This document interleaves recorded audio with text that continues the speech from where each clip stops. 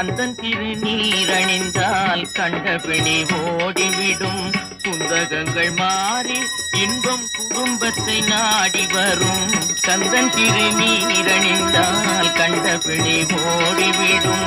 குந்தகங்கள் மாறி இன்பம் குடும்பத்தை நாடி வரும். கந்தன் திருநீரணிந்தால் கண்டபிடி ஓடிவிடும்.